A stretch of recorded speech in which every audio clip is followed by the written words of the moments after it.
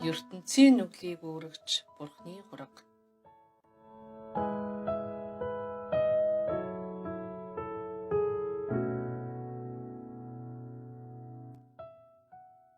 Долдугаар бүлэг. Мөнхийн золилтыг агуулan. Есүс хэрв ганцхан газар дахь ариун өргөөнд өөрийнхөө цусыг цацсан бол тухайн үед амьдарч байсан хүмүүсийн гэм андашгүй цагаатгагдана. Харин цаг хугацаа өнгөрч бид нар шиг хоош үеийнхний гэм нүгэл харгалзахгүй.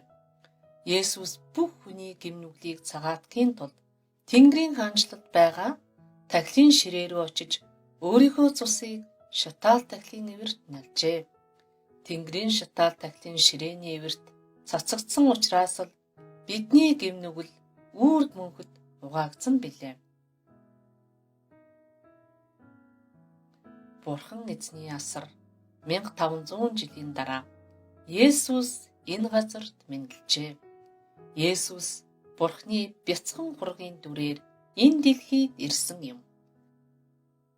Дараа өдөр нь Иохан өөрөө нэрж яваа Есүсийг хараад ертөнцийн нүглийг үүрэгч Бурханы хургийг харагтун. Иохан 1-р бүлэг 29-р ишлэл. Баптизм Иохан Есүсийг ертөнцийн нүглийг үүрч айсвэ гэж айлдлаа. ертөнцид буй бүх гэм нүглийг Есүс үүрсэн ажээ. Есүс ертөнцийн нүглийг үүрч хаашаа явах вэ? Тахилын ширээ рүү явна.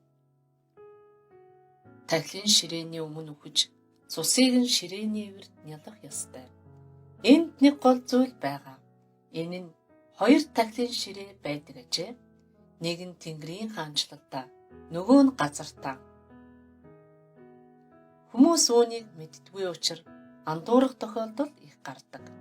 Тэнгэр дэх тахилын ширээ нь жинхэнэ тахилын ширээ бөгөөд газар дахь тахилын ширээ нь түүнийг дүрсэлсэн загвар нь юм. Газар дахь тахилын ширээнд ч гэсэн хураг нядлан гэм нүглийн уучлалын тахил өргөхөд гэм нүгэл цагаатгагдана. Гэтэл энэ ертөнц бол цаг хугацаа хязгаартай тул тахил өргөсөн агшныхын нүглийг угааж өгдөг юм. Цаг өнгөрч дахин нүгэл үйлдэхэд дахиад л нөгөө тахилуудаа өргөх ёстой болдог. Тэнгэрийн хаанчлал нь мөнхийн буюу цаг хугацааны хязгааргүй орн билээ. Тэнд цаг хугацаа гэдэг юм байхгүй.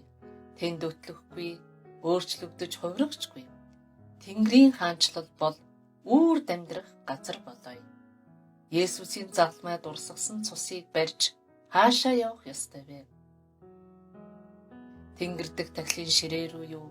Эсвэл газар дахь тахилын ширээ рүү юу? Хэрвээ Есүс газар дахь тахилын ширээнд өөрийнхөө цусыг цацсан бол зөвхөн тухайн үеийн хүмүүсийн нүглэл уучлагдсан. Цаг өнгөрч орчин үеийн хүмүүсийн гэм нүгэл нь угаагдахгүй билээ. Есүс бүх хүмүүсийн нүгэл хилэнцгийг цагаатгхийн тулд Тэнгэр дэх тахилын ширээнд очиж өөрийнхөө цусыг тахилын ширээний эвэрт нялсан билээ. Тэнгэр дэх тахилын ширээнд цусыг нялсан учраас бидний нүгэл хилэнц бүгд цагаатагдлаа гэдэг болоё. Харин Христ эрх сайн юмсын тэргүүн тахилж болж үзэгдэхдээ тэрээр илүү агуу бөгөөд илүү төгс асраар нэвтрэв. Энэ асар гараар хийгдээгүй. Өөрөөр хэлбэл энэхүү бүтээлийг биш ажээ. Еврей 9-р бүлэг 11-р ишлэл. Газар дахь Бурханы асар бол Безалел, Охолиаб хоёр гараар бүтээжээ. Гараар хийгдээгүй илүү агуу төгс асар бол Тэнгэрийн хаанчлал билээ. Тэр ямаа болоод тугдын цусаар бус. Харин мөнхийн золилтыг агуулan өөрийнхөө цусаар ариун газарт нэг удаа бүгдийн төлөө орсон. Еврей 9-р бүлэг 12-р ишлэл.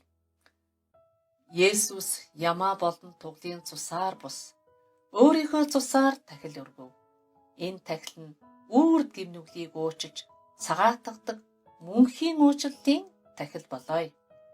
Цаг хугацааны хязгаартай энэ дэлхий дээр өргөх тахил нь цааших ирээдүйн нүглийг цагаатгаж чадахгүй боловч Есүс мөнхийн Тэнгэрийн хаанчлалд дахил өргөсөн учраас гим нүгэл нь үрд цагаатгагдах юм. Зарим пасторууд Есүс бидний доторх нүглийг угаасан. Харин одоо бидний үйлдэж буй гим нүглийг өөрсдөө угаах ёстой гэцгээдэг билээ.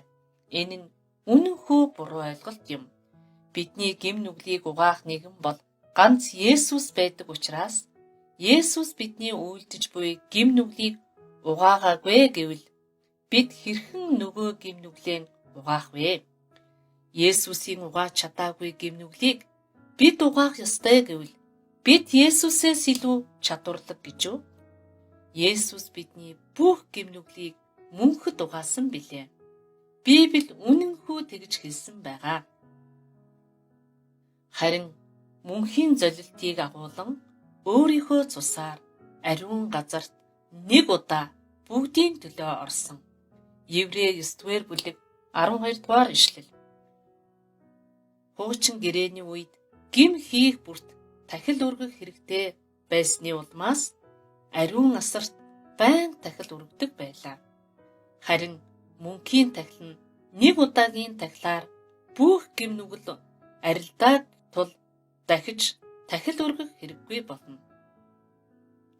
Учир нь хэрэв махан биеийг цэвэршүүлэхийн тулд бузардсан хүмүүсийн дээр ямаа болоод бухын цус эм бярууны үнсийг цацаж ариусгадаг юм бол тэгэх тусмаа мөнгө сүнсээр гимгүй өөрийгөө бурханд өргөсөн Христийн цус нь бидний мэс чанарыг өгсөн үесээс цэвэрлэн амьд бурханд үйлчлүүлнэ шүү дээ.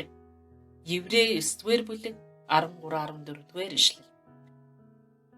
Хурганы цус, ямааны цус хүртэл бидний гмийг цагаатгаж байхад Есүсийн цус үүнээс дордно гэж үү? Хэрвээ бид үхээд Бурхны шүүлтийн өмнө зогсож гим нүгэлтэй гэвэл та нарт гим байгаа гэж үү? Есүс Христ загалмай дээрээс цус урсан амиа өргөж тэр цусыг Тэнгэрийн тахилын ширээнд цацсан.